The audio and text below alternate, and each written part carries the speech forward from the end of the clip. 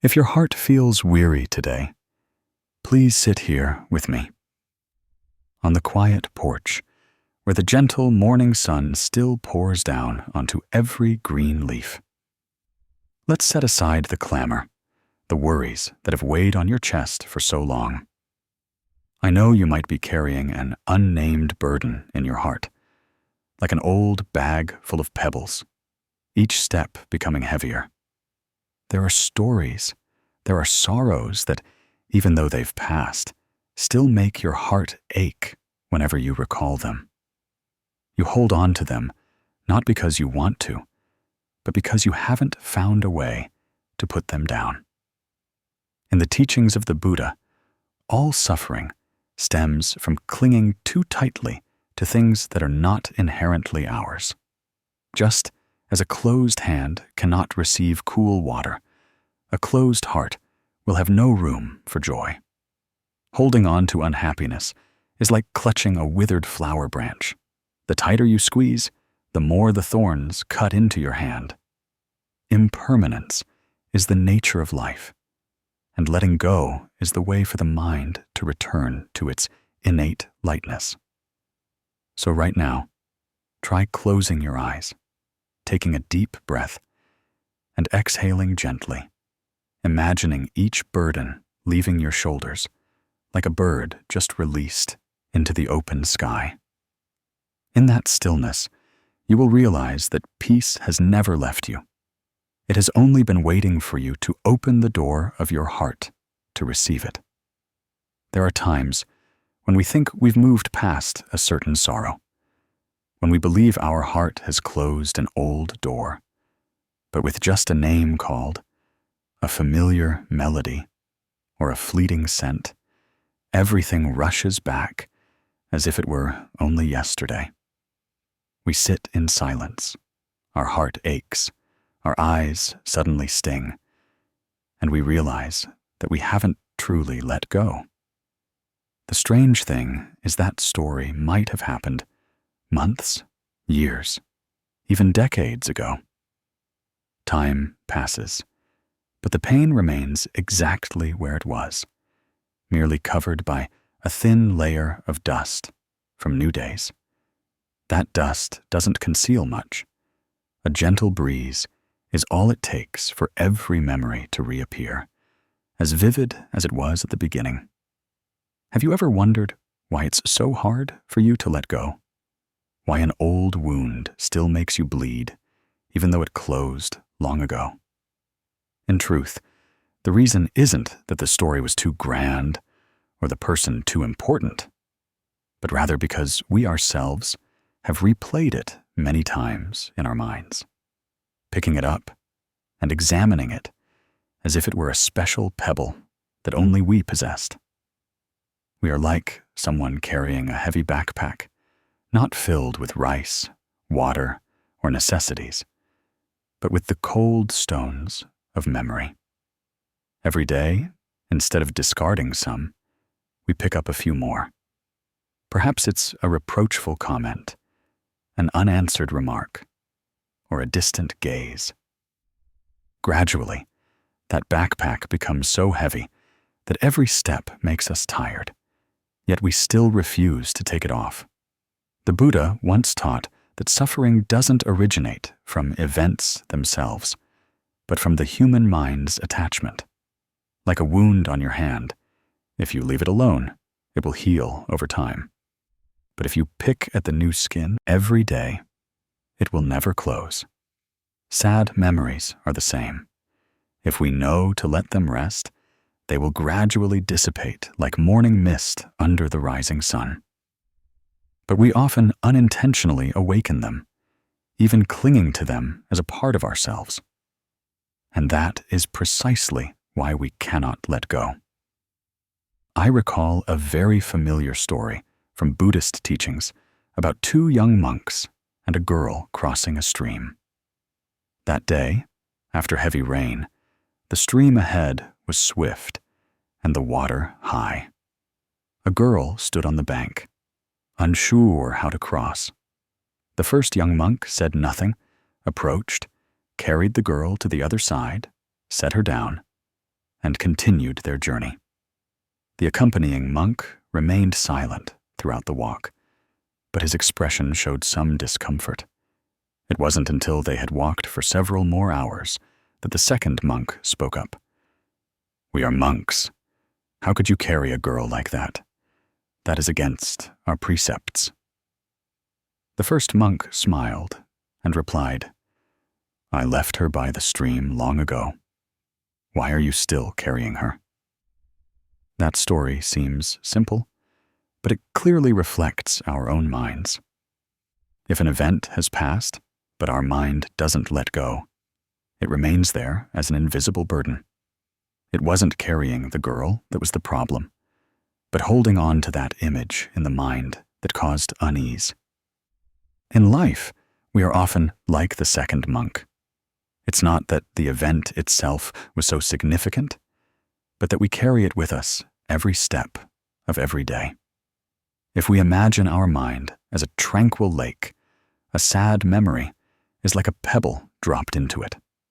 Initially, ripples spread, disturbing the surface, but if left alone, the ripples will gradually vanish. The lake will return to peace. Conversely, if we throw in a few more pebbles or stir up the old ripples every day, that lake will never be still. We often hurt ourselves in this way, thinking we are merely remembering. But in reality, we are continuously dropping more pebbles into the lake of our heart. Buddhist teachings don't force us to let go immediately or to forget. Letting go here isn't about denial, nor is it pretending that nothing ever happened. Letting go is clearly seeing that all things are impermanent, that holding on or not holding on cannot change the past, and that pain truly ends only when we no longer give it shelter in our minds. As the Diamond Sutra says, "Produce a mind which is not dwelling on anything." When the mind doesn't cling to anything or hold on to anything, it naturally becomes open and light. When we understand this, we realize that the difficulty in letting go isn't caused by others, but largely nurtured by ourselves. It's like a withered flower. If we keep it in a vase, it will rot and emit an unpleasant odor. Only when we are brave enough to discard it do we make room for a fresh, new flower. Our minds are the same. If we keep holding on to old images, old words, old feelings, how can there be room for new joys to enter? I know there are people who have experienced tremendous losses, such as losing a loved one, losing faith, or losing a deep love. These are not things that can be resolved by simply saying, "Just let it go." But if every day we only live with that loss, it's like we're closing the door and trapping ourselves in darkness. The light is still out there, but we refuse to open the door. Letting go doesn't mean betraying the past, but rather allowing ourselves to live more fully in the present. Try for once to place your hand over your heart, close your eyes, take a deep breath, and exhale slowly. Ask yourself, why am I holding on to this? Does holding on to it bring me more peace? If the answer is no, then it's time to put it down. Just as the first monk left the girl by the stream, we also have the right to leave unpleasant things where they happened, so our feet can step forward lightly. Life is inherently short, like an afternoon. If we keep adding too many heavy things, we won't even have time to watch the sunset. Perhaps we should learn to occasionally stop, take off the backpack, open it, and discard the stones that no longer serve any purpose. Then we will realize that the path ahead is much wider and easier to walk. And when we truly let go, our hearts will be like a still lake under the moonlight. The moon still shines, the water is still clear, and everything is just distant ripples of memory, no longer powerful enough to stir the soul. We will smile, grateful for having experienced it, and even more grateful for having matured enough to put it down.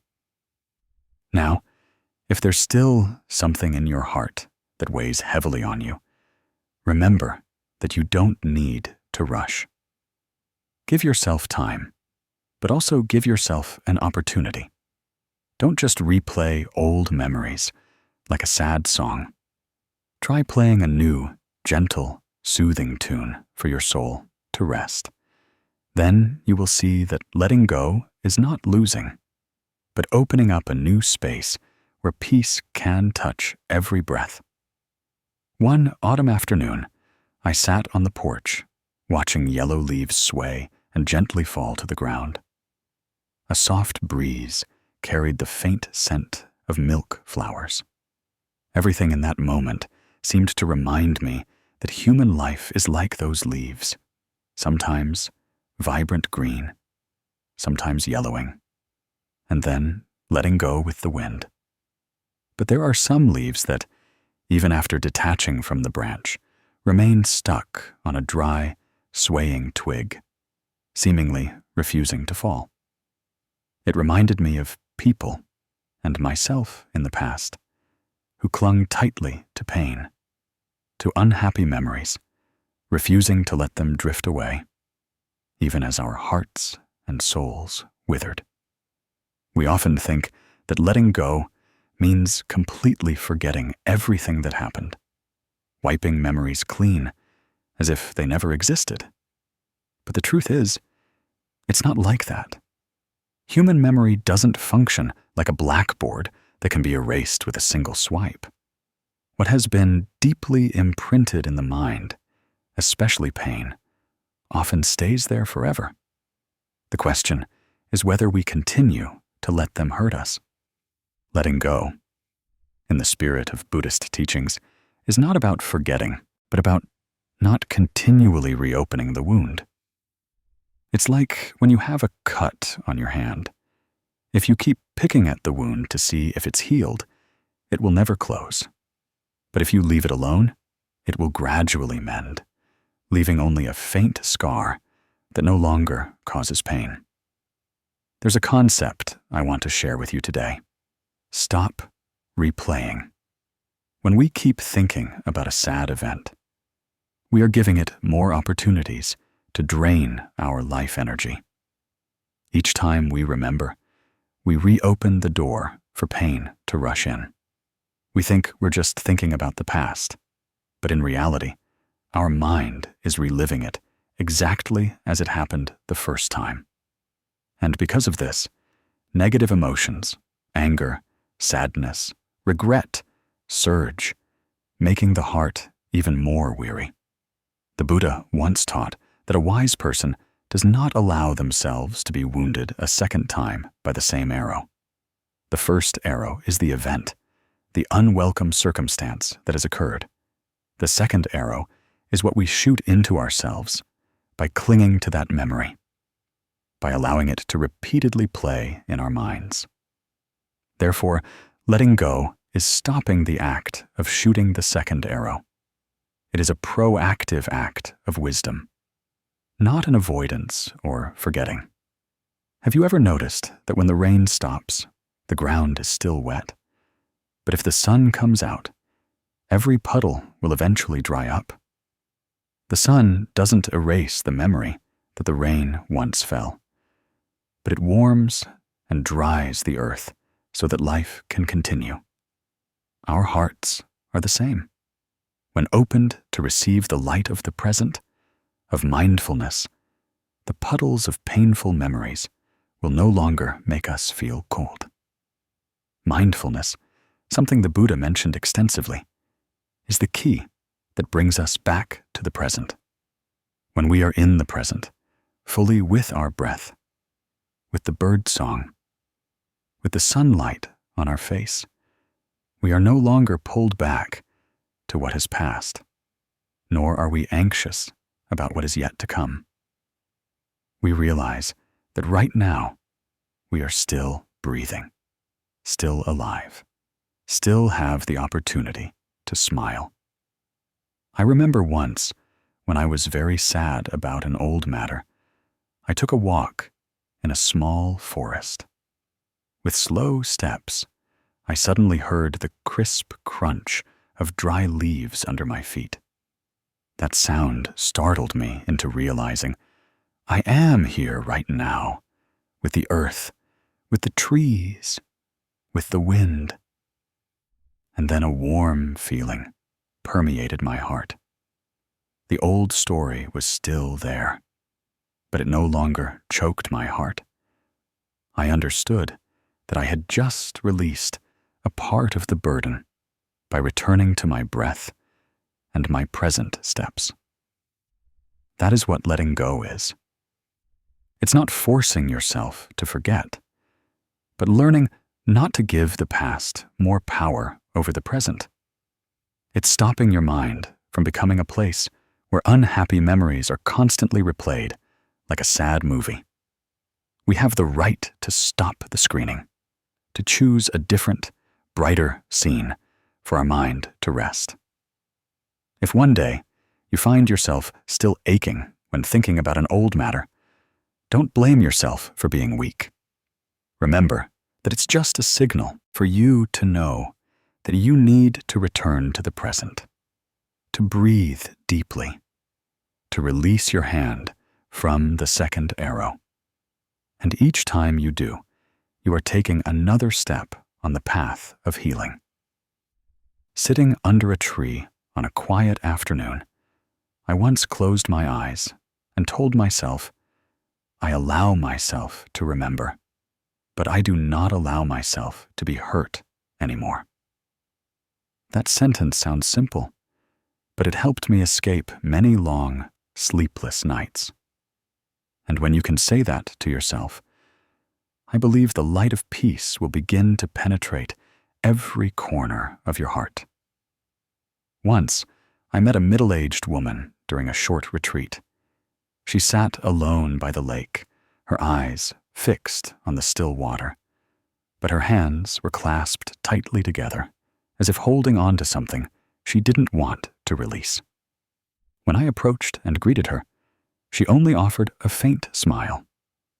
A moment later, she recounted that she had gone through a marital upheaval, although she had been divorced for many years.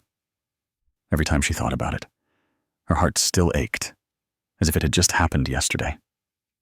She said, "You know, there are nights I dream of arguing with my ex-husband, and when I wake up, my pillow is still wet with tears. I kept thinking I had to forget everything to find peace, but the more I tried to forget, the more I remembered."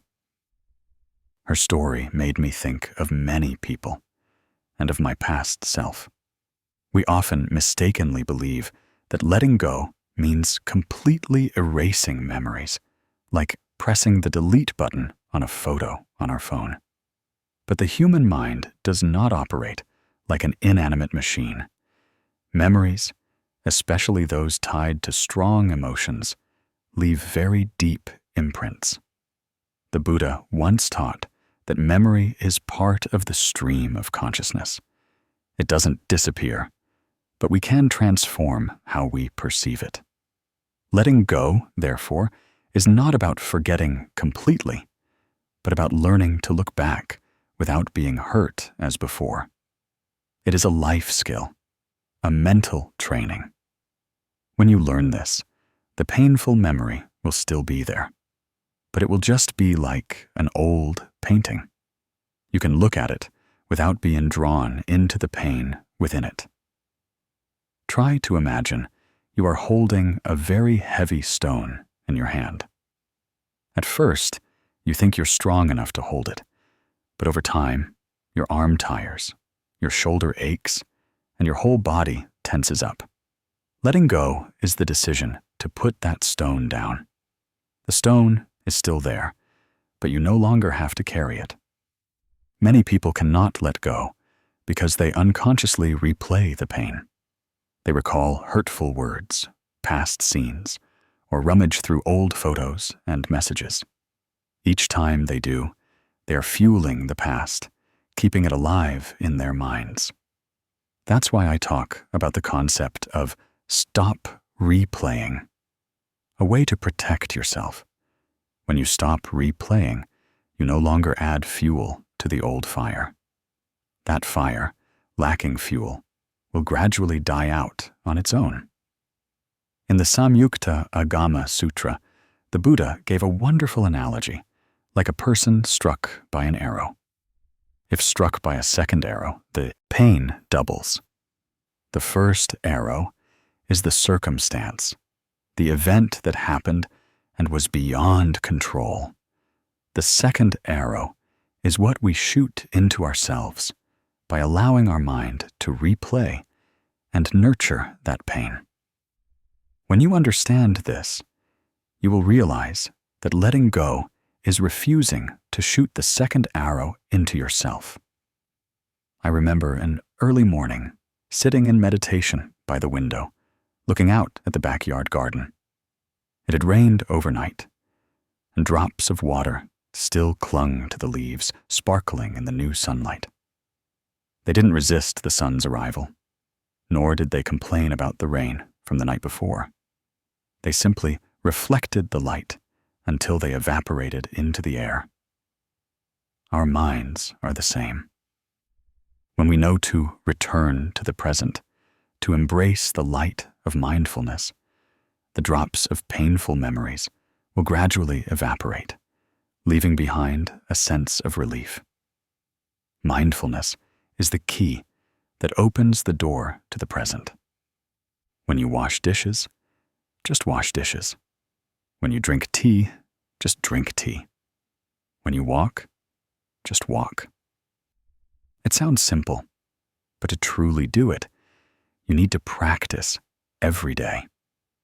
Because the human mind naturally likes to wander, either dwelling on the past or rushing into the future. Keeping your mind in the present is how you prevent yourself from being dragged away by the past or swept away by the future. I once guided a friend who was suffering from insomnia due to worries and regrets about an old issue. I told him, tonight, instead of trying to sleep, just try to sit still and listen to the sound of the fan. Feel your breath going in and out. Don't try to chase memories away. Just don't run after them.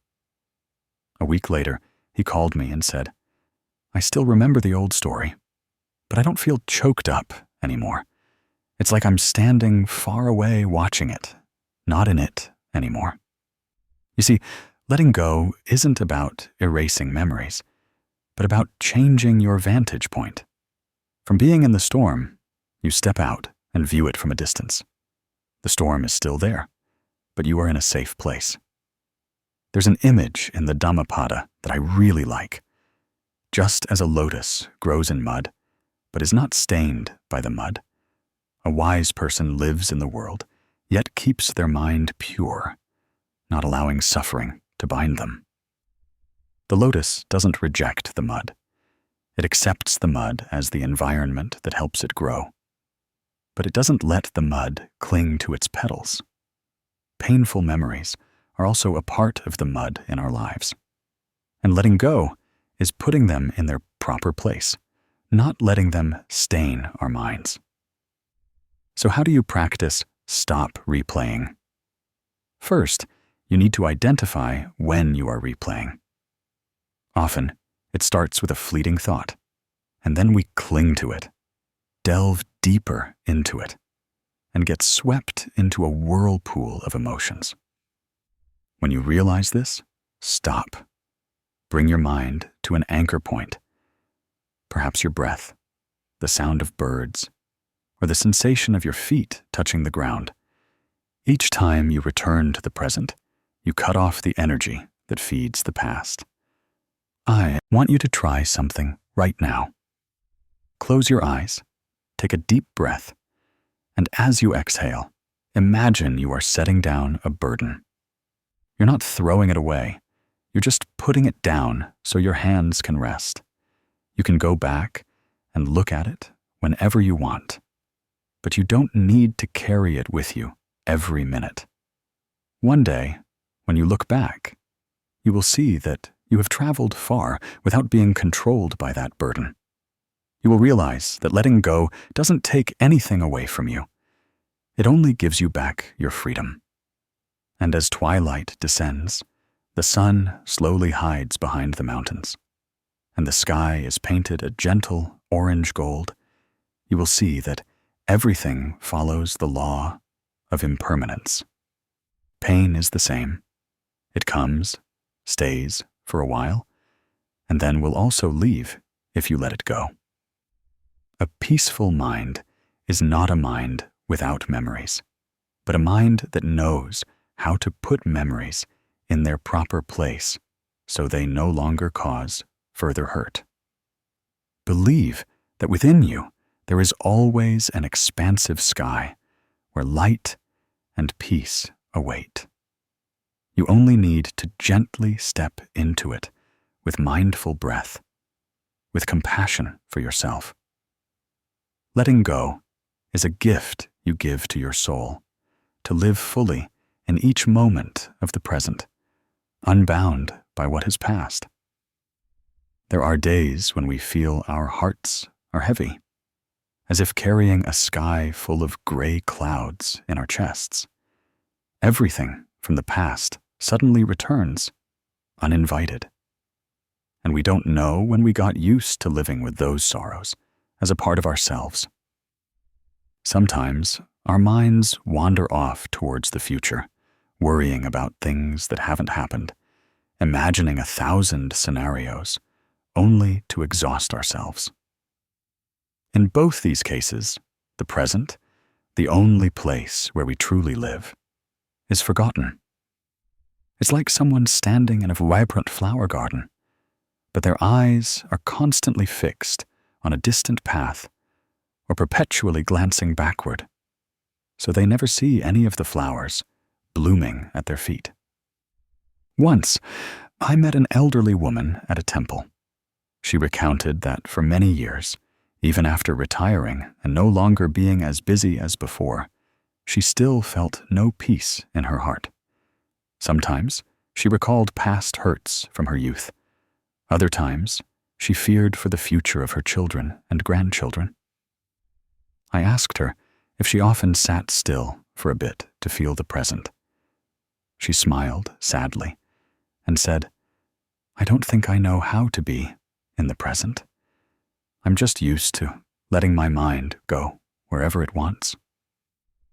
Her words reminded me of what the Buddha once taught. The past is gone. The future has not yet come. Only the present moment is where we truly live. Yet this seemingly simple truth is a great challenge for many. The past, whether beautiful or sad, is only a memory. It's like a movie that is already played. We can rewatch it, but we cannot change any scene within it. As for the future, whether brilliant or dim, it is still just an imagination. It hasn't arrived, and may be far different from what we think. Only the present, this very moment, this breath, is true life. But the human mind is naturally fond of wandering and roaming, often missing the most precious moment.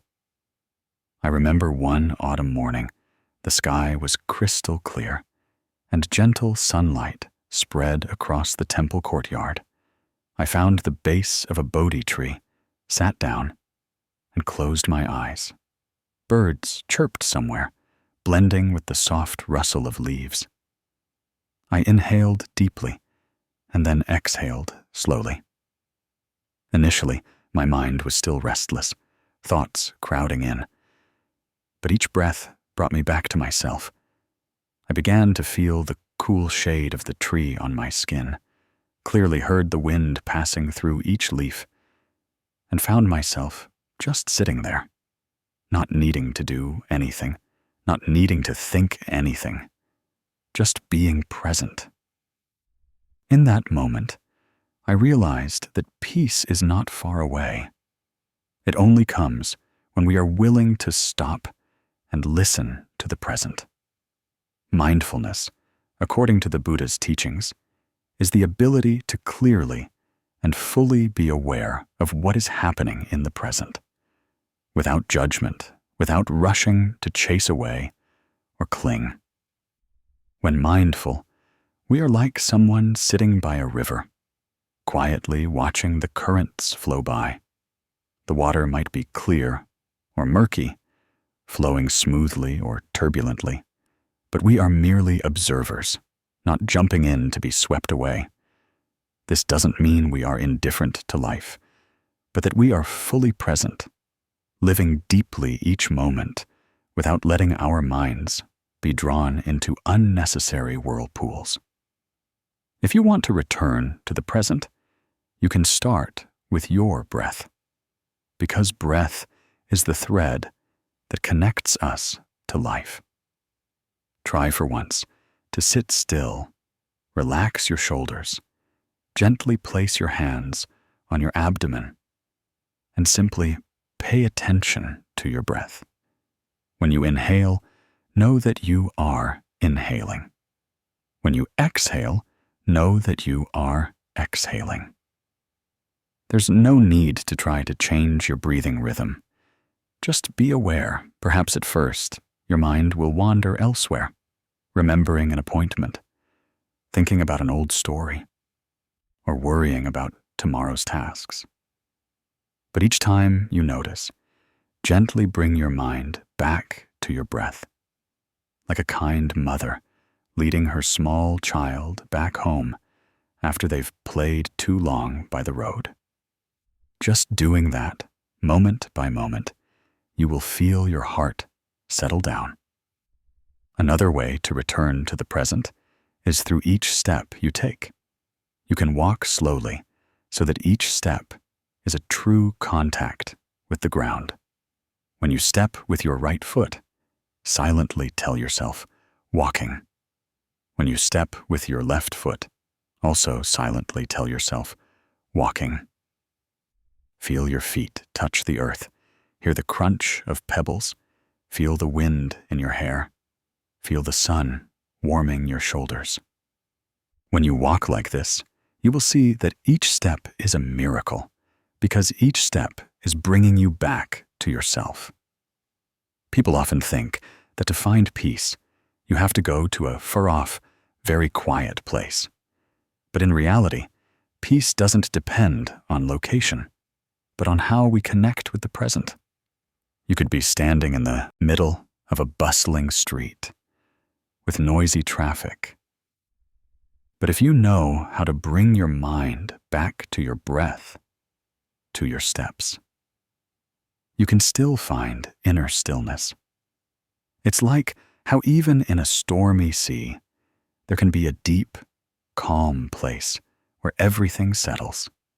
The Buddha once taught, better to live one day and see the Dharma than to live 100 years and not see the Dharma. This reminds us that the value of life isn't in the number of years we live, but in the quality of each moment we are present. A day lived with mindfulness can bring more tranquility than 100 days lived in haste, letting the mind chase after the past and future. When you return to the present, you will realize that the things that used to make you anxious are often not as frightening as you thought. Past pain also begins to dissolve because it is no longer nourished by your replaying it. The future also becomes less worrisome because you know that you only need to take good care of this very moment. What comes next will naturally unfold. Your mind will be at peace, your wisdom clear, and your heart spacious enough to embrace life as it is. If you are listening to these words now, I want you to try closing your eyes, inhaling deeply, and exhaling very gently. Feel your breath moving in and out like a gentle wave. Hear your heart beating, and realize that in this moment, you are still living. still breathing. And that is a gift. No need to change anything. No need to achieve anything. Just be fully present. That is the miracle of mindfulness, and it is also the path that brings you back to yourself. Peace does not lie in clearing away all difficulties in life, but in learning how to stand amidst difficulties and still maintain a tranquil mind. Like a lotus growing in mud, yet still emitting a sweet fragrance. When we know how to live in the present, we will no longer be swept away by life's storms.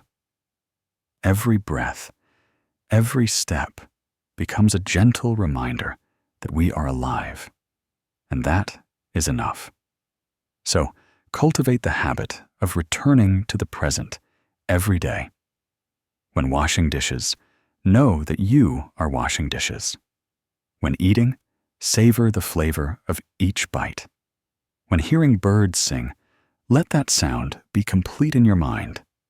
And when you breathe, know that you are breathing.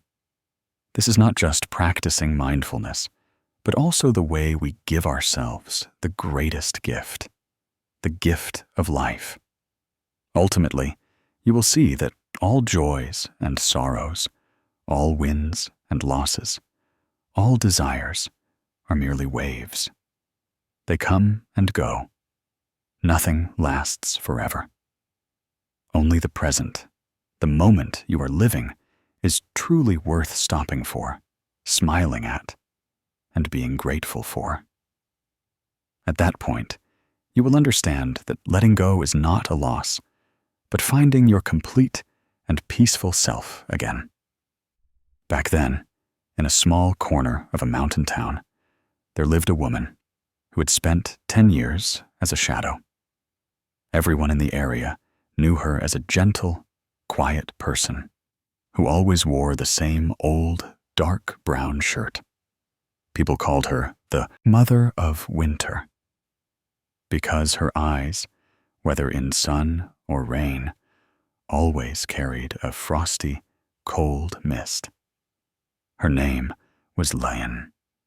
Before, she had been a radiant mother who loved life, with a sole son named An. His eyes were bright as stars, and his laughter was clear as a mountain spring. But a sudden accident took her son when he was only 7 years old. That day was late autumn. Yellow leaves fell like letters sent from the sky, and scurried onto the road in front of their house, chasing a paper kite swept away by the wind. In just a brief moment, the screech of car brakes echoed sharply. Then silence. Liane rushed out and cradled her son. His small hands were already growing cold. From that moment, her world shattered like a mirror, dropped onto stone. There was no more laughter, no more light. The years that followed, she lived as if not living. Each morning she awoke, but there was no longer a reason to get out of bed. The house was silent.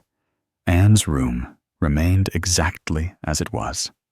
Toys were still neatly arranged, and his blankets and pillows still smelled of old sunshine. Every afternoon, she would sit by the window, looking out at the road in front of the house, waiting for a miracle she knew would never come. People in the village repeatedly advised her to go out, to do something, to forget her pain. But Liane merely offered a faint smile. She was afraid to forget, because for her, forgetting would be like betraying her son. So she clung tightly to that loss in her heart, letting it become a part of her very flesh and blood. That pain was like a wound that never closed, festering and bleeding, making her weary day by day. 10 years passed, and her hair was streaked with gray. One late winter afternoon, as icy winds blew through the window, she huddled by the fireplace, when she heard the distant sound of the temple bell. The bell's chimes rang out like a delicate thread, pulling her back to reality. For some reason, she stood up, put on another layer, and walked to the temple on the hill, a place she hadn't visited in a very long time. Upon reaching the empty temple courtyard, the venerable monk was sitting under the Bodhi tree. His eyes were half closed, his face as serene as a spring breeze. Seeing her, the monk simply smiled and gestured for her to sit. She said nothing and didn't cry, just sat silently beside him. After a while, the monk gently spoke. "For the past 10 years, you have imprisoned yourself in a jail of memories. You thought you could keep your son by holding on to your pain, but in reality, you were only holding on to the shackles that bound yourself. Don't you know? Flowers bloom and then wither. Leaves are green and then fall. That is impermanence. Loss is the same. It is part of this flow. You can feel pain, but do not let that pain become your entire life." The monk's words were light as mist, but soaked in deeply, like spring rain. That night, Liane returned home, her heart echoing the phrase, impermanence. For the first time, she realized that throughout the past 10 years, she had never truly looked up at the sky, never heard the birds sing in the garden, never felt the warmth of the early morning sun. Everything around her had continued, but she had remained frozen in the day she lost her son. A few weeks later, Liane returned to the temple. This time, she asked the venerable monk to teach her meditation. In the first few days, her mind was still drawn back to the past. Each time she closed her eyes, the image of her little son suddenly reappeared, his small hands waving. But gradually, through slow breaths and the monk's guidance, she learned to recognize the pain without being swallowed by it. The monk told her that pain is like a cloud. It comes, and then it goes. You cannot chase it away, but you can stand still and watch it pass. One day, the monk suggested she write a letter to her son, not to send anywhere specific, but to release into the wind. She sat under the tree behind the temple, white paper on her lap, her pen trembling. In that letter, she told her son about the 10 years she had lived, about the days she missed him so much she couldn't breathe, about the dreams where she saw him, only to wake up to darkness. She apologized for holding him in her sorrow, for not letting him go far. At the end of the letter, she wrote, "Mother loves you, but Mother will learn to let you go, so that this love is no longer shackles, but wings." The day she released the letter into the wind, the sky seemed clearer. Falling leaves whirled and dissolved into nothingness. Tears fell, but this time they were not tears of despair, but tears of acceptance. In that moment, she felt her son smiling in a very distant but brightly lit place. From that day on, Liane began to go out more. She accepted an offer to help the temple care for orphaned children in the neighboring village. Initially, it was just afternoons of telling stories and cooking meals, but gradually, she felt a warmth returning. Each smile from the children seemed to thaw her long, frozen heart. She realized that by loving them, she was continuing to love her son, just in a different way. There were nights when she sat by the window, no longer waiting for an old silhouette. Instead, she gazed at the starry sky and whispered, "Anne, Mother is okay. You can rest in peace." That whisper dissolved into the wind, light as a petal falling onto a lake, creating small ripples before vanishing. Liane's story didn't end with her loss. It opened up where she learned that letting go doesn't mean forgetting, but allowing love to transform into a light that illuminates her path forward.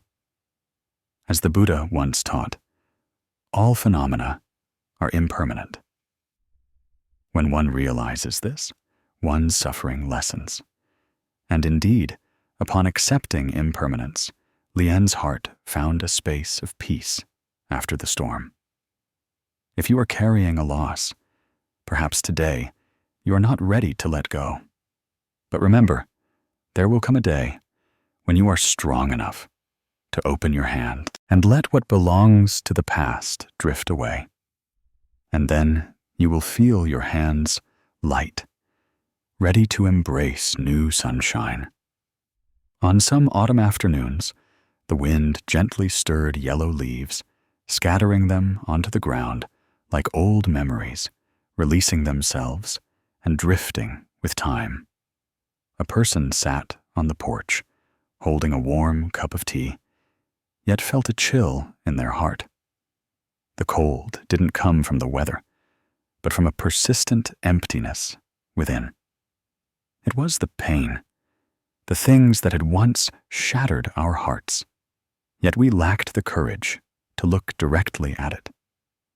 We often choose to be busier, throwing ourselves into work, seeking external pleasures, hoping that time will erase everything. But then, in an unexpected moment, when all surrounding noise falls silent, that pain reappears, as vivid as ever. I once heard a story about an old monk living in a small temple on a mountainside. He was known for being gentle, simple, and full of compassion. One day, a man came to him, his eyes red and his voice trembling. He said he had experienced a profound loss and couldn't forget it. He had tried everything, from changing his environment and finding new hobbies to avoiding recalling the old story. But the more he tried to avoid it, the more the pain seemed to cling to him. The old monk merely smiled, poured a cup of tea, and then said very softly, "Don't overcome it. Just stop clinging to it." At first, the man didn't understand. We often think that to heal, we must conquer pain, quickly push it away. But the old monk's words opened up a different perspective. Pain is not an enemy to be destroyed. It's like a child crying because they're hurt. If we just run away, the child will cry even louder. But if we turn back, sit down, listen, and embrace it, we will see the crying gradually subside. Our pain is the same. It doesn't disappear because it's pushed away, but because we are gentle enough to look directly at it, accepting it as a part of ourselves on the human journey. Once, on a foggy morning that filled the valley, I was walking meditation around a lake. The water's surface was calm, but when a gentle breeze blew, small ripples spread across the entire lake. I suddenly realized that our souls are like that lake. When touched by an event, even lightly, emotional ripples will spread. If we try to press the water down with our hands to make it flat again, we only agitate it more. But if we stand still, observe, and accept, those ripples will naturally dissipate. Facing pain is exactly like that. Don't rush to erase it. Don't try to force it away. Just sit with it and breathe with it. The Buddha once taught that whatever arises will cease. Whatever comes will go. Pain follows the same law. It doesn't stay forever if we don't cling to it. But the irony is that many times we unconsciously hold on to it. We think we want to forget, but in reality, we keep replaying that story in our minds, reopening the wound ourselves. That's why the pain is still there after many years. Letting go here doesn't mean dismissing it or pretending it never happened, but rather stopping the act of touching it with thoughts of regret or resentment. Sitting with pain is not an easy task. It's like stepping into a dark room that we've kept locked for a long time. In that room are painful memories, images that make our hearts clench. But if we never open the door to let light in, that room will remain damp and stagnant. We need a moment of stillness, a certain courage to open the door, breathe, and look directly at everything inside. That is the first step towards healing. I remember an old friend once shared her story. She lost her mother when she was just 18. The loss was so immense that she didn't dare to face it. For many years, she never opened her mother's closet, never spoke of her last days. But every time she heard a song her mother used to like, her heart would ache. It wasn't until one day, during a retreat, that she was guided to sit still. Imagine herself as a small, wounded child. And she, with a compassionate heart, embraced that child. Her tears flowed uncontrollably. For the first time in many years, she dared to look at that loss, and then realized her mother was always there in every memory. She had simply closed the door of her heart tightly. Acceptance is not weakness, but a gentle strength. When we accept, we no longer have to expend energy fighting against reality. We open up a new space in our heart, where pain is allowed to exist, but doesn't dominate our entire life. And that is precisely when the healing process begins. Like a cleansing rain washing away dust, acceptance will wash away the layer of resistance clinging within us. When you sit with pain, try taking a deep breath and then exhaling very slowly. Feel each current of air moving in and out, as if soothing the wound within. You can place your hand over your chest and silently tell yourself, I am safe. I am here with myself. Don't rush to demand that the pain disappear immediately. It will subside in the most natural way, just as a flower blooms when it has had enough sun and rain. On lingering afternoons, as the sun dips behind the mountains, casting long orange-gold light across the ground. That's a moment I often recall the old monk's words. Don't overcome it. Just stop clinging to it. The saying seems simple, but contains a treasure trove of wisdom. We don't need to defeat pain, nor do we need to be defeated by it. We just need to stop clinging, stop grasping. And then, like a yellow leaf, it will naturally detach from the branch when its time has come. And if you are listening to these words, perhaps right now you are holding some pain in your heart.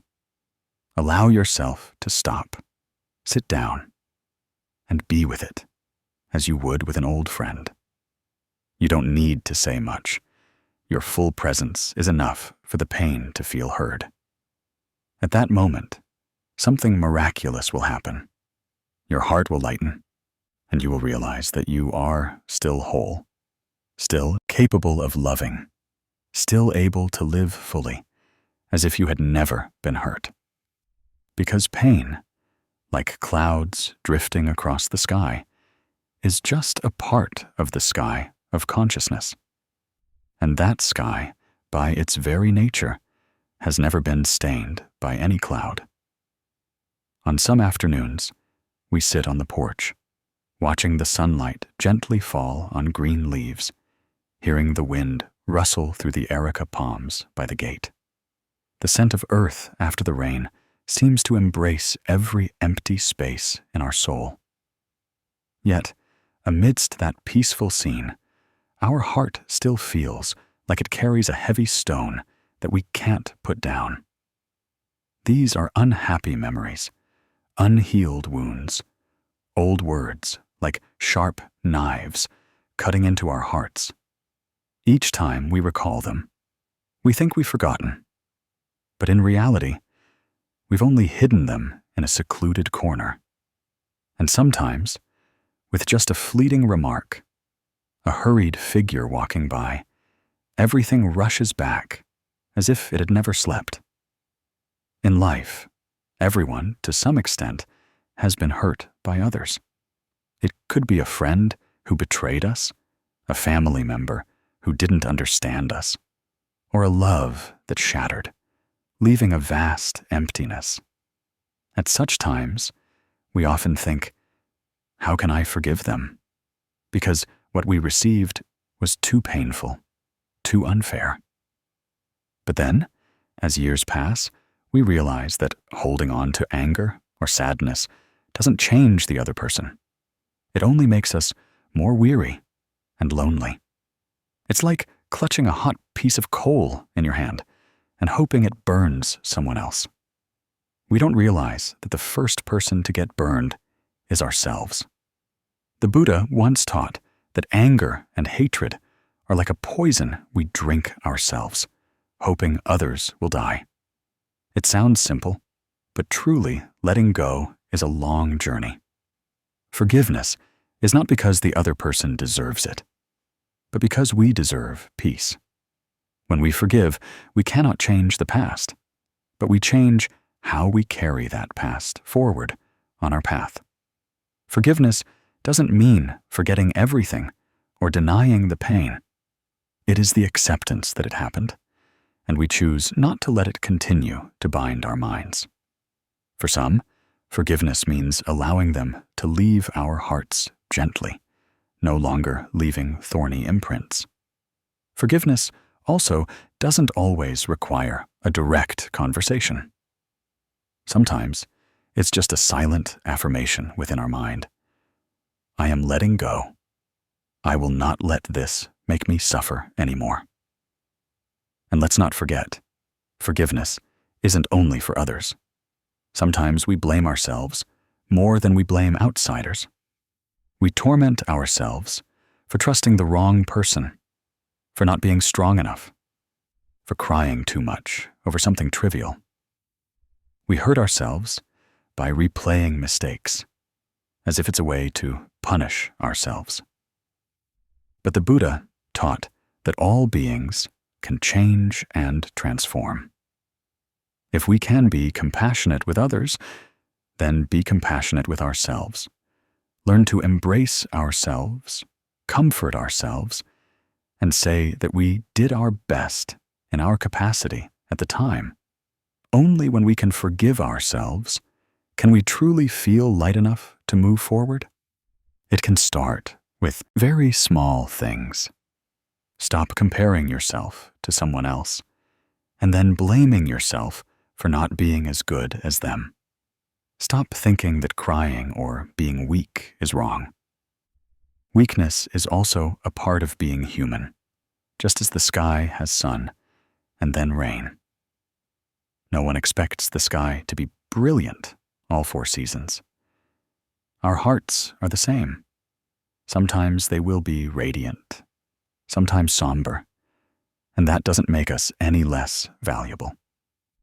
Every tear that falls has its reason, and it is those very tears that help cleanse the dust from our souls. Forgiveness is a journey, not a single decision made in an instant. Sometimes today, we might think we've forgiven, but tomorrow, the wound aches again. That doesn't mean we failed. It just means the heart needs more time to heal. Be patient with yourself, just as you are patient waiting for a seed to sprout. Water it with understanding, nourish it with love, and let time do the rest. When we truly forgive, we will realize something miraculous.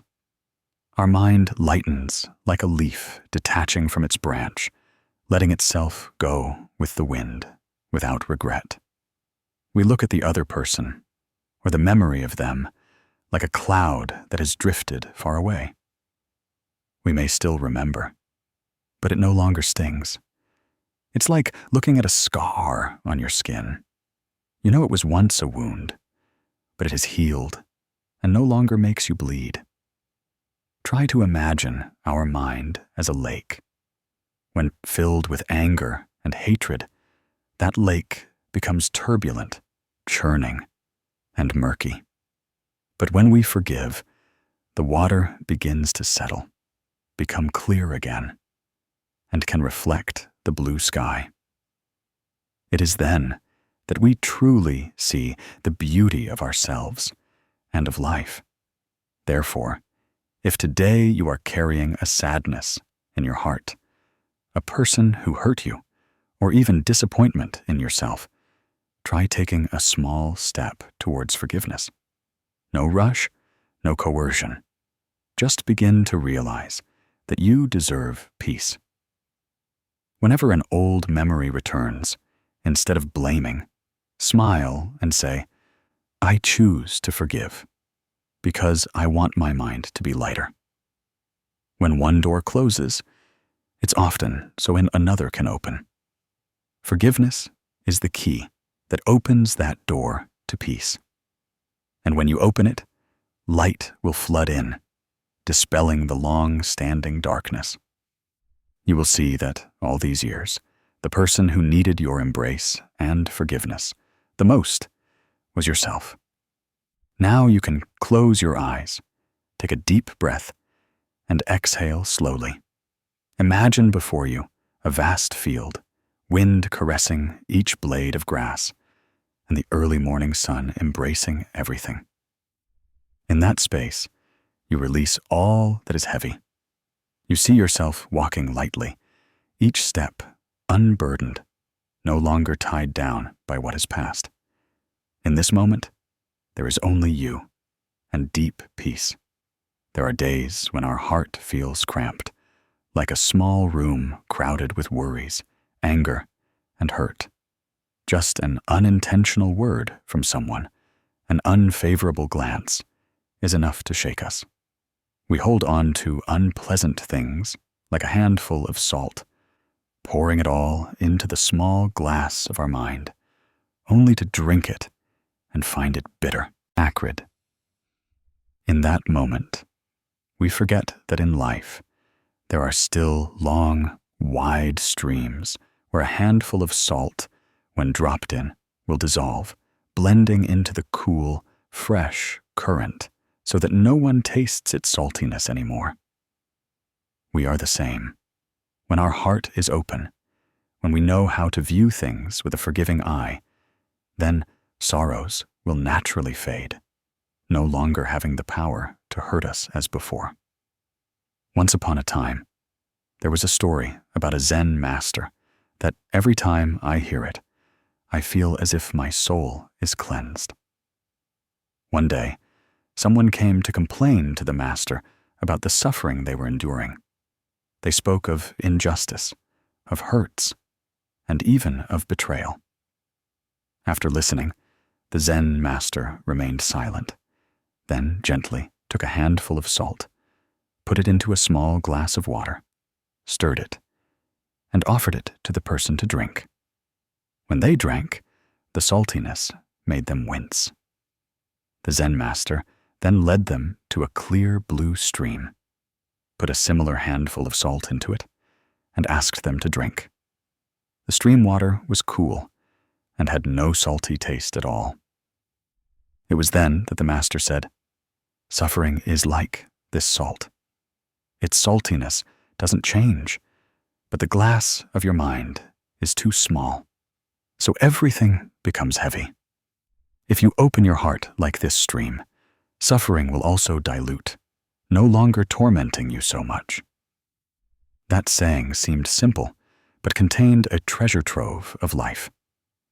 We often live like that small glass of water, with just enough room for fragile joys and concentrated sorrows. Even a slight disagreement makes the water in the glass murky, salty, and hard to drink. But if we are willing to learn to open our hearts, to be tolerant of ourselves and others, everything will become much lighter. The Buddha once taught, "Hatred does not cease by hatred. By love alone does hatred cease." That is an eternal truth. When our mind is as wide as a stream, the words that hurt us, the actions that sadden us, will be like rain falling, flowing through without lingering. But to open our hearts is not something that can be done just by saying it. It requires us to practice every day, little by little. We need to start by recognizing when our mind is contracting, when we are clinging to something that causes us suffering. For example, in the morning when you wake up, before rushing to grab your phone or worry about work, sit still for a few minutes. Sit there, relax your shoulders, close your eyes, and feel your breath. Inhale deeply, feeling the air enter your lungs, going into every cell. Exhale slowly, imagining you are setting down a burden. Just a few minutes, and your mind will be less agitated, your heart a little more spacious to welcome the new day. In the middle of the day, when everything sweeps you along and your mind starts to feel weary, stop. It doesn't need to be long, just 1 or 2 minutes. Place your hand on your chest, take a deep breath, and realize you are here in this moment. Then, negative thoughts will gradually dissipate like clouds drifting by, and you will have more space to breathe, to live. This is how we open our hearts, not letting trivial things occupy our entire mind, but reserving space for beautiful things to enter. Another important thing is to learn to look at others with compassionate eyes. When someone hurts us, often they are suffering too. People who frequently scold or blame are usually under pressure. Those who are often cold and distant are typically people who have experienced deep hurt. If we only see the behavior and not the pain within them, we will easily react with anger. But when we look deeply, we will see that they too are just human beings struggling with themselves. Then we can forgive more easily, and our hearts expand a little more. In the Dhammapada, the Buddha once taught, "Like a beautiful flower, colorful and fragrant, so too are skillful words and good deeds." An open heart is not just about overlooking others' mistakes, but also about living so that our words and actions sow peace and freshness, like a stream flowing through a flower garden. When we give out love, peace will return to us like an endlessly flowing stream. Every day, let's try to live like a stream. Don't try to hold on to the pebbles of anger and blame, because the more you hold, the murkier the water becomes. Let them flow away, so your heart can be clear and refreshing. And then, no matter how much salt life throws at you, you will still retain the sweet purity of your soul.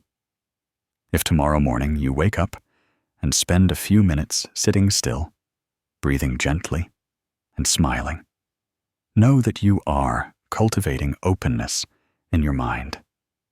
If at midday, when you are tired, you know to stop and take a deep breath, you are making your heart a cool stream.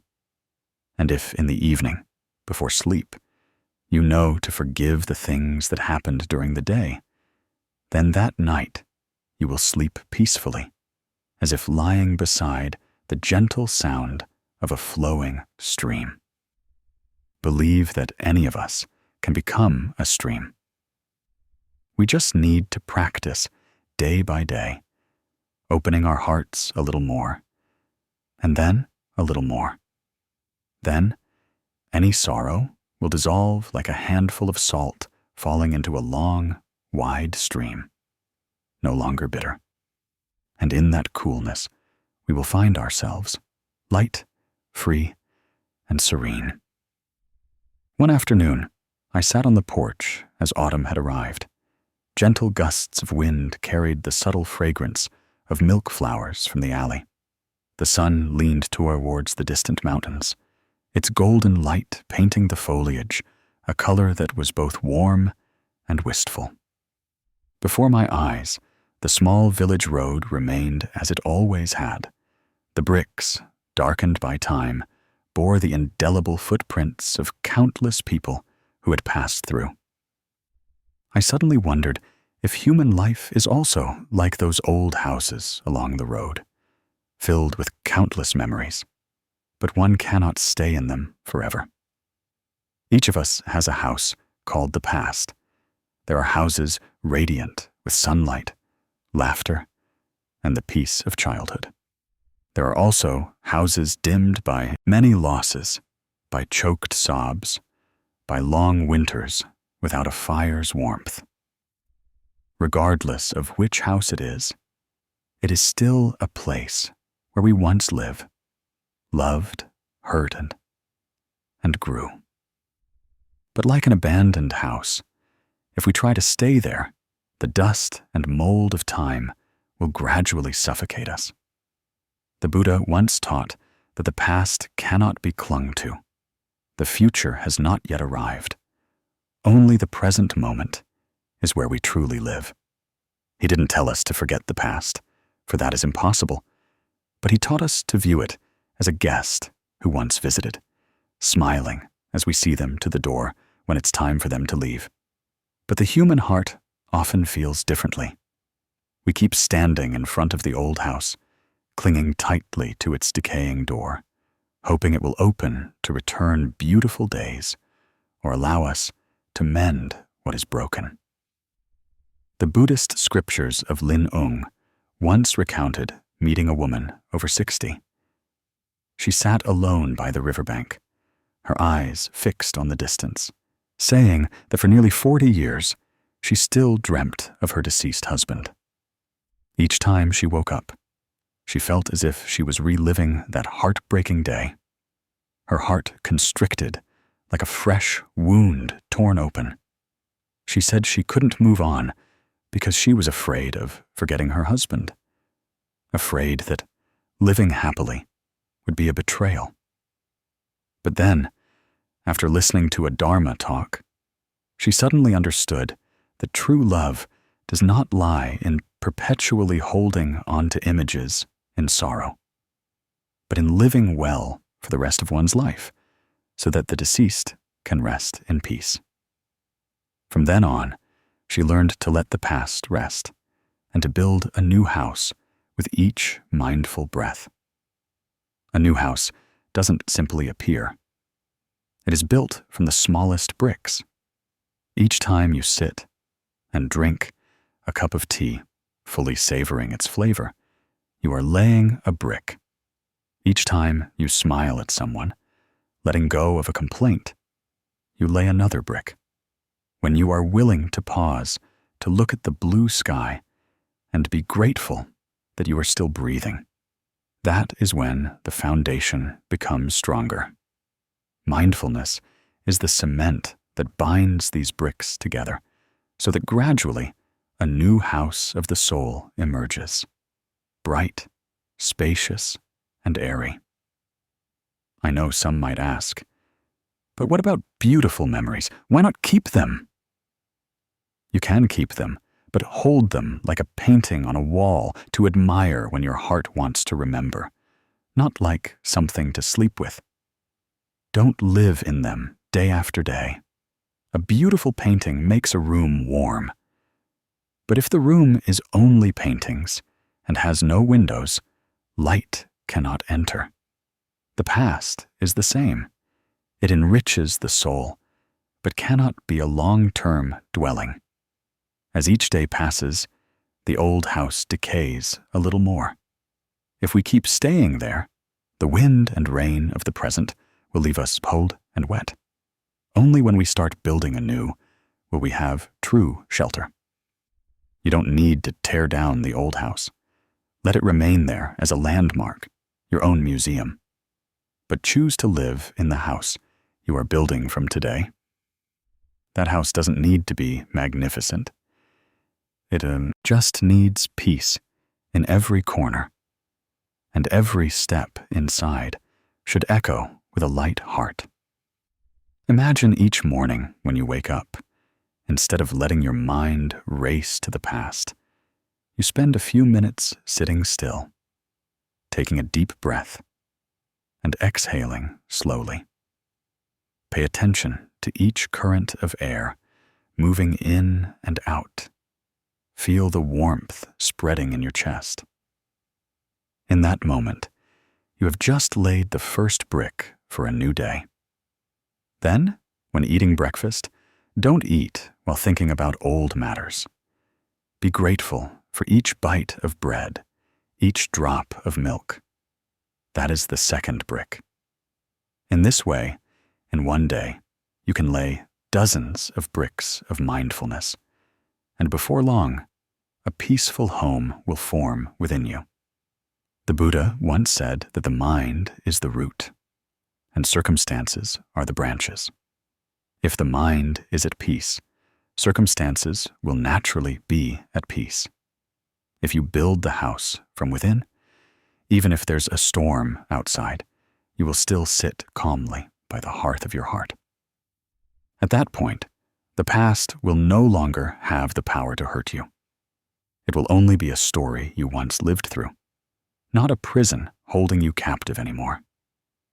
Sitting on the porch of your soul's new home, you will realize that whether the past was beautiful or sad, it has served its purpose.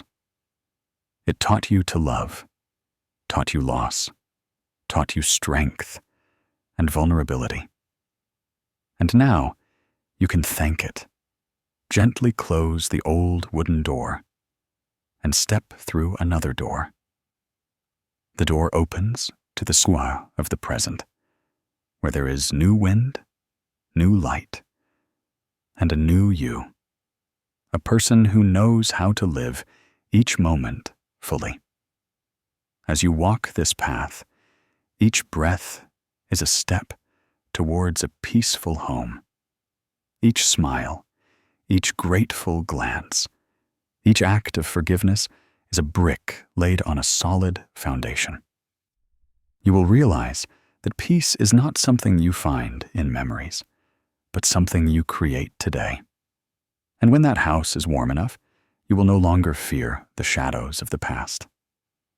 You can revisit it, but only as a guest, smiling, and then returning to where you truly belong, this present moment. And if one day the wind outside carries the scent of milk flowers across your porch, reminding you of old seasons, you will simply close your eyes gently, inhale deeply, smile, and whisper, "Thank you. But now I have a new home." A woman recounted that every time she passed the small road leading to her hometown, her heart would sink. It was the road she had walked with her late husband many years ago. Each gust of wind through the bamboo rustled with a familiar sound. But instead of feeling warmth, she felt her heart being pulled back into a deep, hollow emptiness. Although many years had passed, that memory returned as vivid as yesterday. And each time it came, she let herself sink into the whirlpool of sorrow. She said that on some days, that longing became a habit. Sitting for morning tea, she thought of it. Lying down at night, she also thought of it. In this way, fragments of the past became ropes binding her soul, preventing her from ever feeling truly free. Any of us can find ourselves in that story. Sometimes, it's not because the memory is too powerful that we can't let go, but because we've grown accustomed to nurturing it. It's like someone used to drinking a bitter tea. Even though they know the taste makes them wince, they still pour more because it's a habit of their hands, and also a habit of their heart. In psychology, this is called ruminating on the past, constantly circling back to what has happened. But in Buddhism, this goes even deeper. The Buddha once taught that the cause of suffering does not lie in the event that occurred, but in our mind clinging tightly to it, nurturing it so that it becomes a seed, always waiting for an opportunity to sprout. And once that habit is ingrained, we ourselves create the cage that traps us. There are mornings when you wake up and the sky is beautiful. Sunlight pours through every window pane. Birds chirp in the trees. But instead of smiling and enjoying it, your mind pulls you back to an old issue. A hurtful word someone once said, a moment of loss you experienced. The habit of replaying the past is like a well-worn path you've walked 1,000 times. Just a gentle breeze or a fleeting image is enough for your feet to unconsciously step onto it. And then each step deepens that path, making it harder and harder to escape. But consider this: time is inherently a river that flows endlessly. You can stand on the bank, watch the water drift by, feeling its coolness and impermanence.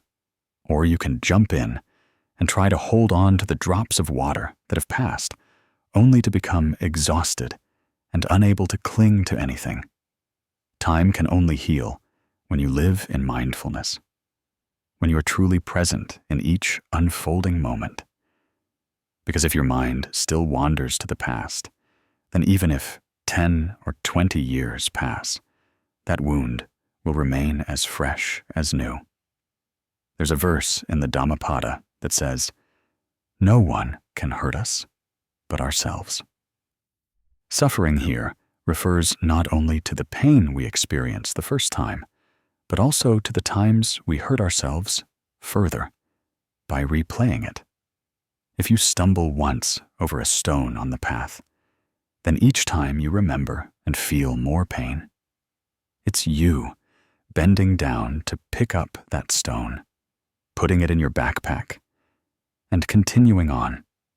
At some point, that backpack will become so heavy that you can barely walk. The Buddhist scriptures acknowledge that letting go of a deeply rooted habit in the mind is not easy. But the Buddha once said, "Everything originates in the mind." When we realize we are clinging to the past, when we become aware of the moment our mind is about to step onto the old path, that is already the first step toward liberation. You don't need to erase memories completely, because that is impossible. But you can learn to observe memories like clouds passing across the sky. You recognize them, smile and greet them, and let them go. Don't chase them, don't cling to them. The exercise I want to share with you is very simple, but if practiced consistently, it will change how you deal with memories. Choose a quiet time of day. Perhaps in the morning when you first wake up, or in the evening before sleep. Sit down, relax your entire body. Take a deep breath and exhale very slowly. When a memory arises, don't try to chase it away or bury it. Just observe it as if you are watching a movie. You are not a character in the movie. You are just the audience. When an image comes, you look. When an image goes, you let it go. At first, your mind will try to pull you into playing a role, and there will be times when you forget you are the audience, but patiently return to the observer's position. In this way, you will find that memories still come, but they no longer carry the same weight as before. I remember a monk once said, "No one forces us to hold a hot coal in our hand but ourselves." A painful past is like that hot coal. Getting burned the first time is unavoidable. But if we keep holding on to it, every day becomes a day of self-immolation. When we release our hand, the coal doesn't disappear immediately, but at least our hand will no longer be burned. And when we no longer replay suffering as a habit, we will realize that there are still countless beautiful things waiting for us in life. Flowers by the roadside, a child's laughter, the faint aroma from a small coffee shop. All of these can become sources of comfort if we truly see and feel. Only when our hands stop clinging to pain will we have room to receive new things. Imagine your mind as a garden. If every day you water the seeds of suffering, they will grow into a dense thicket of thorns, obscuring all light and joy. But if you spend time nurturing the seeds of peace, love, and gratitude, that garden will bloom with fragrant flowers and exotic plants. And when a few seeds of the past arise, you will see that they are only a small part of the garden, no longer powerful enough to occupy your entire living space. Letting go of the habit of replaying suffering is not a one-time severance, but a continuous journey. There will be days when you do well, and days when you get caught up in the current of memories again. But remember, each time you notice and return to the present, you are lightening one link in the chain that binds you. Eventually, that chain will weaken, and you will find yourself standing in a wide open field, with nothing holding you back anymore. Perhaps today you still feel you can't forget, can't let go. That's okay. Just by starting to recognize the habit of ruminating on the past, starting to observe it, you have already sown a new seed. That seed is the belief that you can heal yourself. There are days when, walking alone on the village road in the early morning, I encounter dewdrops clinging to each young leaf. The dew glistens under the morning sun, as if the entire sky has sent down tiny, transparent jewels to the earth. Looking at them, I recall old memories, things that have passed, some joyful, some sad, and even scratches on my heart that seemed like they would never heal. But just like those dewdrops, they don't last forever. They only stay for a while to beautify the morning, then vanish when the sun rises high. We cannot hold on to them forever in our palms, just as we cannot cling to every moment that has passed. Only what we choose remains: to remember with pain, or to look back with gratitude. When I was younger, I often wondered why unpleasant things kept happening to me. I blamed life, blamed others, and even blamed myself. The more I thought, the heavier my heart became. But as I delved deeper into the practice of mindfulness and listened to the Buddha's teachings, I understood that nothing in life happens without meaning.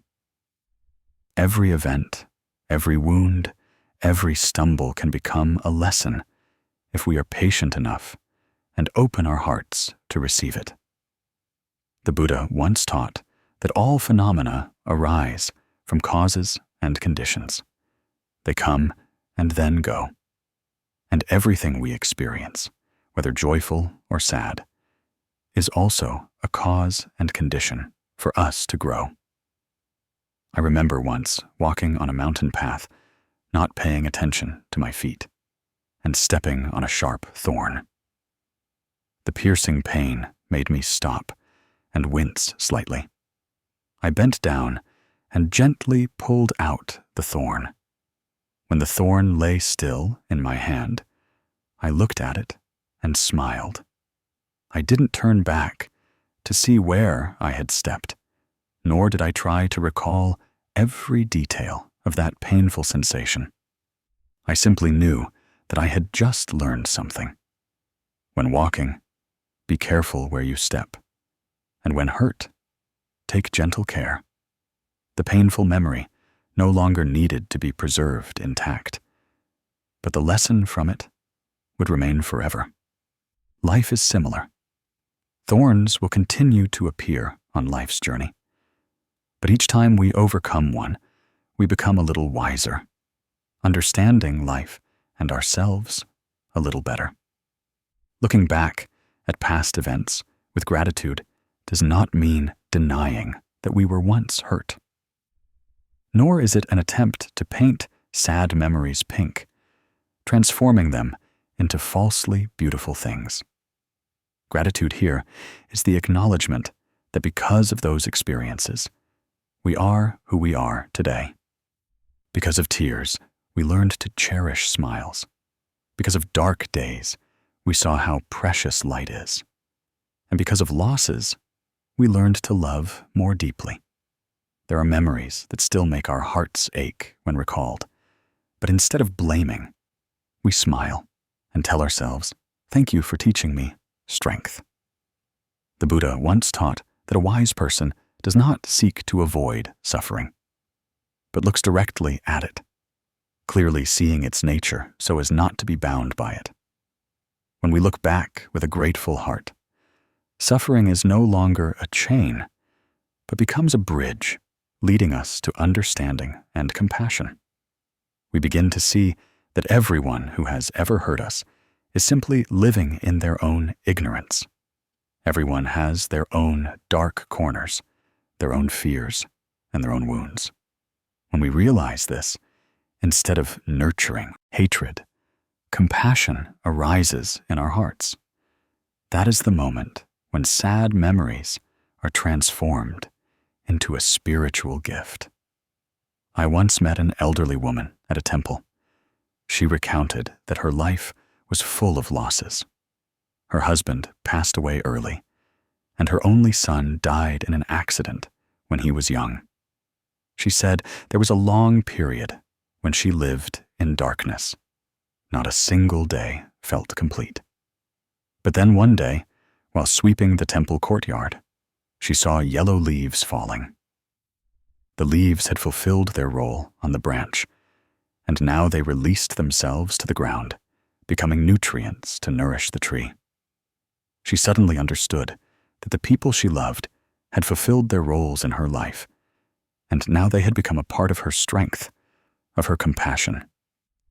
She was grateful for the years she had with them, and also grateful for the days she spent alone, because through that, she learned how to rely on herself. Listening to her, I felt the peace in her every word, like the gentle rustle of wind through bamboo. Looking back with gratitude is also how we free ourselves from the burden of regret. As long as we hold on to the question, "What if?"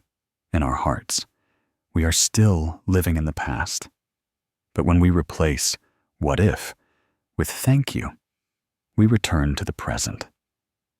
Thank you for the encounters. Thank you for the love. Thank you for what we learned from mistakes. Every memory, whether painful or joyful, can become a gentle lesson if we are willing to listen. It's like sitting by a river, watching the water flow, knowing that each drop contributes to the soothing murmur, no matter its origin. Perhaps to live peacefully is not to erase all wounds, but to learn to touch them with gentleness. Each time a sad memory returns, we don't chase it away, nor do we let it swallow us whole.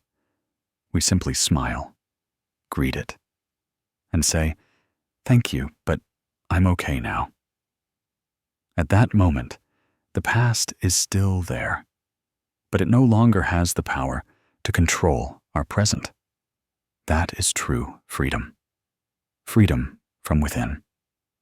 And if there is one thing I want to convey to those who are carrying sorrows they cannot yet release, it is that you don't need to rush to forget, nor do you need to try to become someone who has never been hurt. You just need to look back, take a deep breath, and find a reason to be grateful that it happened. Because sometimes it is precisely unpleasant things that open a door for us that we would never see if we didn't pass through suffering. Imagine an autumn afternoon. You are walking on a road covered with yellow leaves. Under each step, the leaves rustle like the whispers of the earth and sky. You know that the leaves will decompose, become soil, and a new spring will arrive. Your past is the same. Yes, it has contributed to nurturing the present, and from that, the future will bloom. Let every memory, whether beautiful or sad, become a wholesome seed in your heart. When you nourish it with gratitude, that seed will blossom into the flower of peace. And then one day, sitting on your porch, listening to the rain fall, you will smile, remembering the old days. No longer aching, no longer shedding tears, only a deep sense of relief. Because you have learned that the past is a gift, and that gift is even more precious when you are grateful for having received it. One afternoon, I sat on the porch, watching the autumn winds gently play with the foliage. Yellow leaves fell one by one, so softly that there was no sound. They left their branches as if long prepared, without regret, without clinging. I suddenly felt my heart sink and realized that perhaps I, too, was holding on to too many things that were no longer essential. It's like a branch that stubbornly holds on to withered leaves. They no longer have life, yet the invisible hand in our heart refuses to open. We are often like that, aren't we? Clinging tightly to a sorrow, a resentment, an old memory, as if without them, we would lose a part of ourselves. But the truth is, only when we put them down do we truly return fully to ourselves. Not every pain requires an explanation. Sometimes we keep searching for reasons why that person treated us that way. Why did life push us into such difficult situations? Why was fate so cruel? But the more we search, the more entangled we become, like someone wading into a river just to grope for an invisible stone.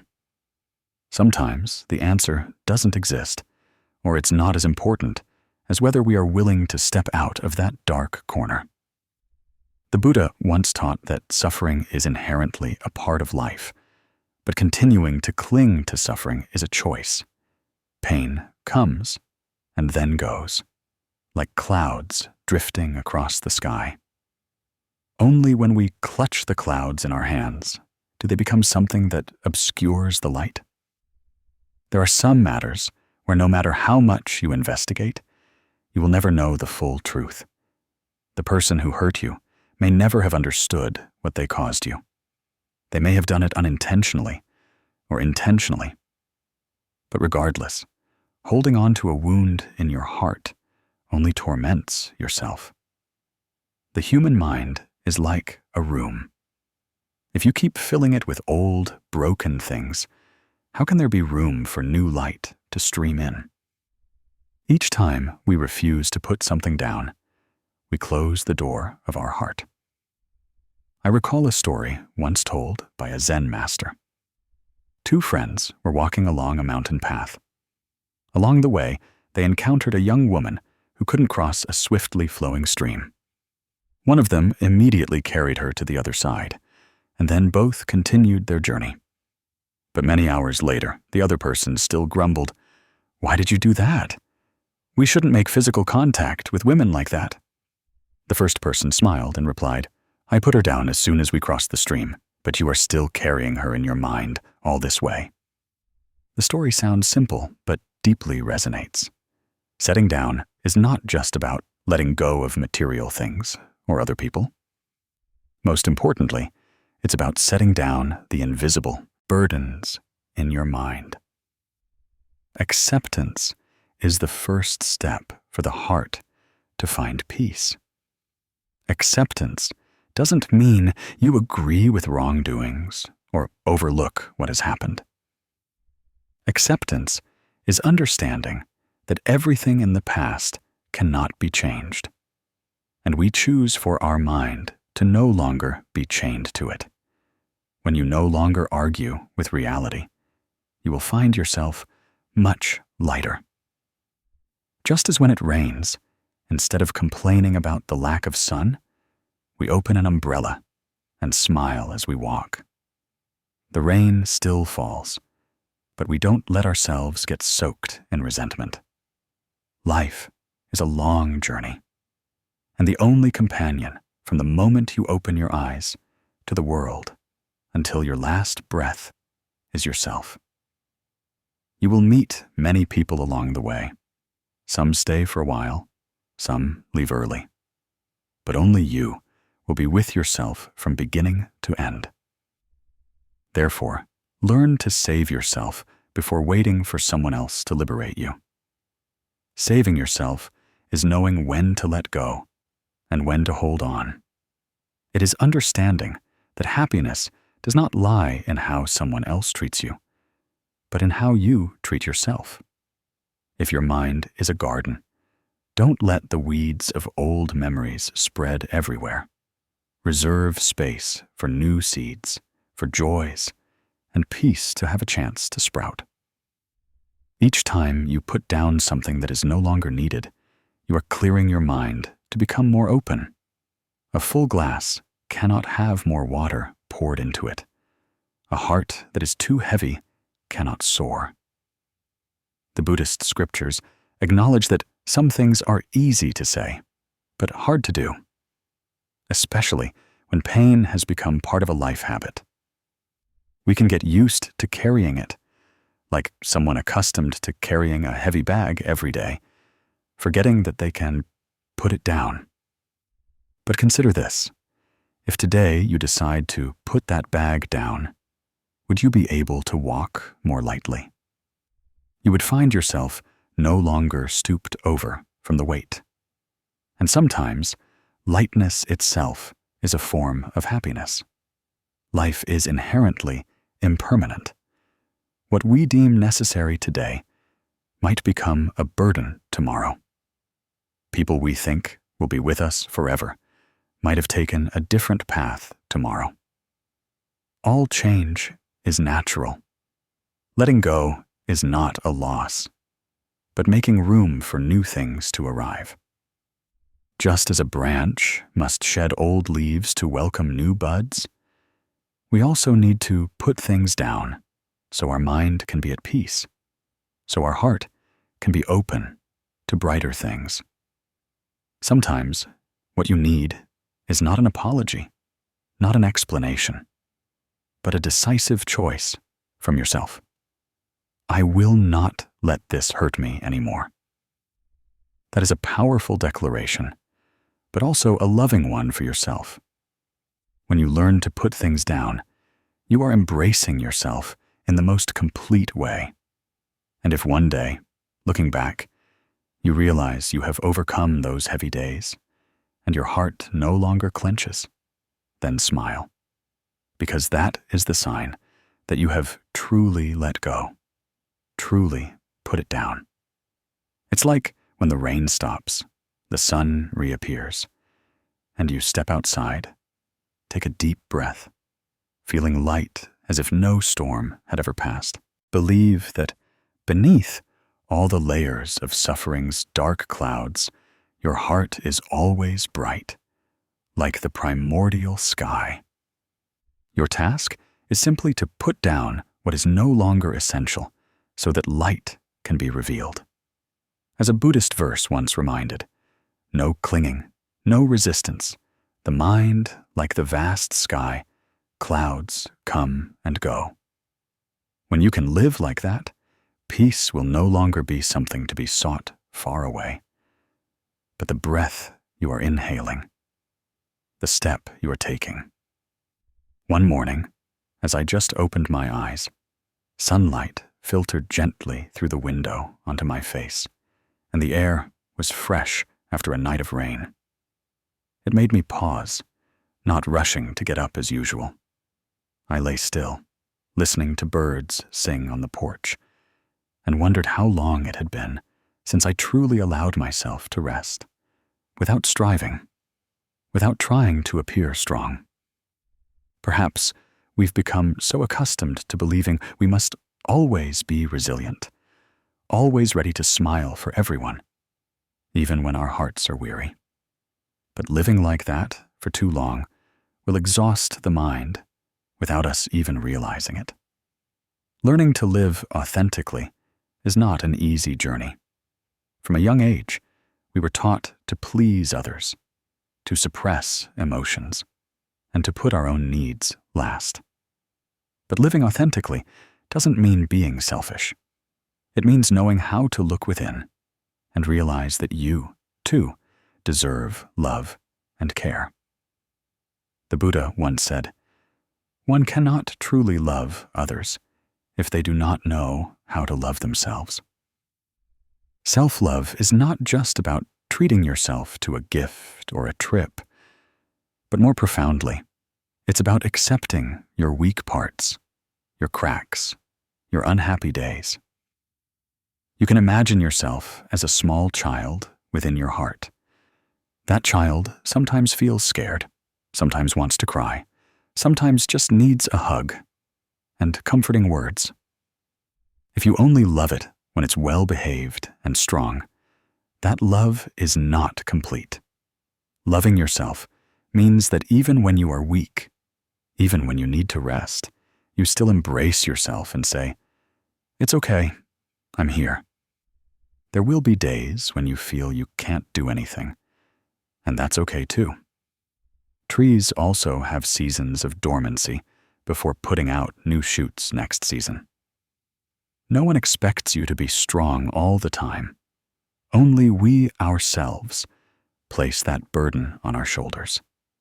Society, family, or expectations from others might make you believe that weakness is wrong, something to be ashamed of. But the truth is, weakness is just a natural part of being human, just as the sky has sunny days and rainy days. If we try to live an endless summer, the earth will become dry and cracked. We need days to allow ourselves to relax, to cry if we want, to think if we need to, so our minds can be refreshed and recover. I once heard a small story from a teacher.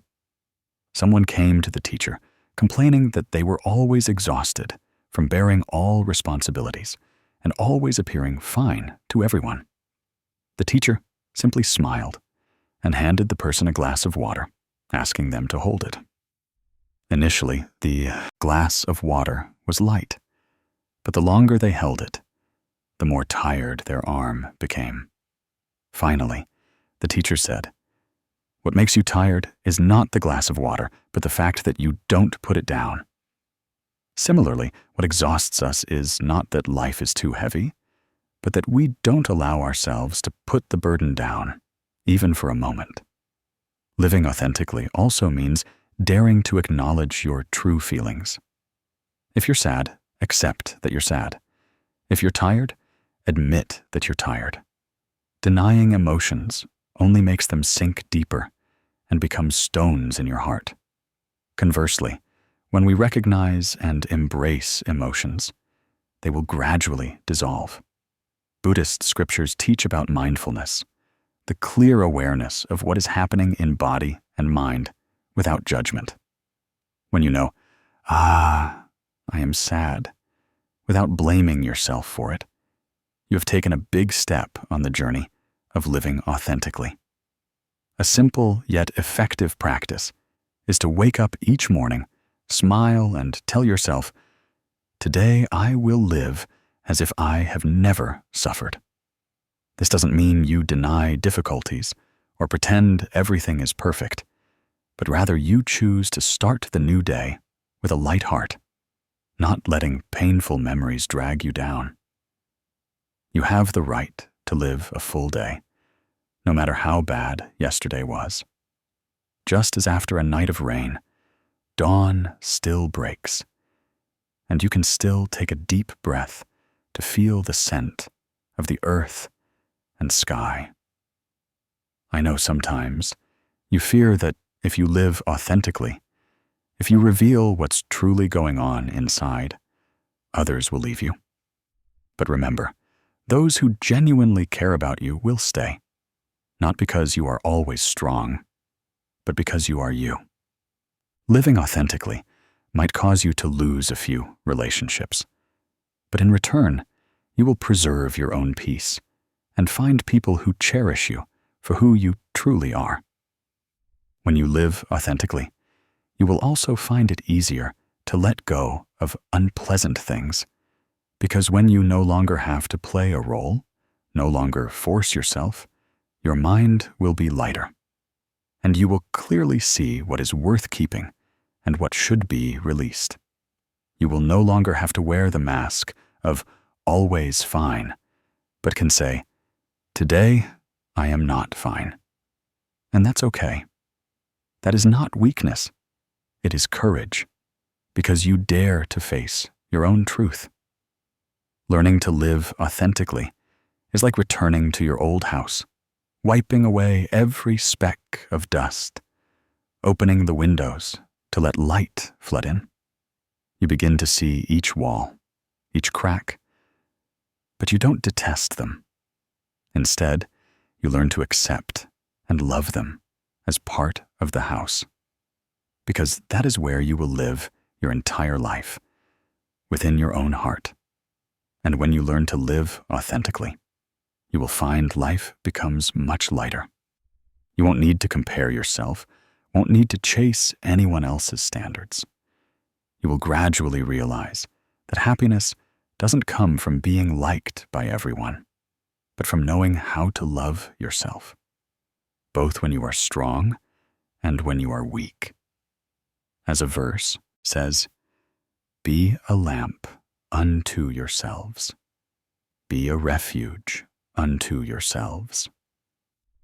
When you understand this, you will no longer fear changes, because you know that no matter what the world outside is like, you will always have a safe place to return to: yourself. Start right tomorrow morning when the first sunlight touches your cheek. Smile and tell yourself, "Today, I will live as if I have never suffered." That seemingly simple sentence will be a seed sown in your heart, and over the months and years, it will sprout into a free soul, a heart full of love and peace. And you will realize that there is no gift more precious than being your truest and most authentic self. One late autumn afternoon, I met a woman sitting on her porch, delicately holding a dry, brittle yellow leaf. Sunlight streamed through the tree canopy, sparkling on each vein of the leaf, as if recounting its story. She said it was the leaf that fell in her yard the day her mother passed away. She had kept it for several years in an old book. Occasionally, she would open it and look, feeling both fondness and sorrow, and also feeling as if she were being pulled back to the darkest days of her life. I looked at the fragile leaf like a fragment of memory. She couldn't bring herself to discard it, yet she didn't know how to stop the lingering attachment. Whenever we see it, perhaps each of us has such yellow leaves in our hearts. It could be a letter, a photo, a small gift, or simply a phrase deeply imprinted in our minds. We hold on to them not because we want suffering, but because we fear that if we let go, we will forget an important part of our lives. But the more we hold on, the more we keep it right before our eyes, the easier it is for sadness to rush back. Sometimes it's precisely because we keep holding on that we cannot live fully in the present. The Buddha taught that all phenomena are impermanent. Everything from a flower, a relationship, to a human life has its day of fading. We cannot hold on to time, nor can we make what has happened return as it once was. But impermanence is not meant to cause us suffering. It is meant to teach us to cherish each moment while it is here, and to learn to smile when it has passed. Keeping memories is not wrong, but holding them in a way that weighs down our hearts is no longer love, but bondage. The art of tidying up the past is not about throwing everything into oblivion, but about placing it in a quiet compartment within our mind. It's like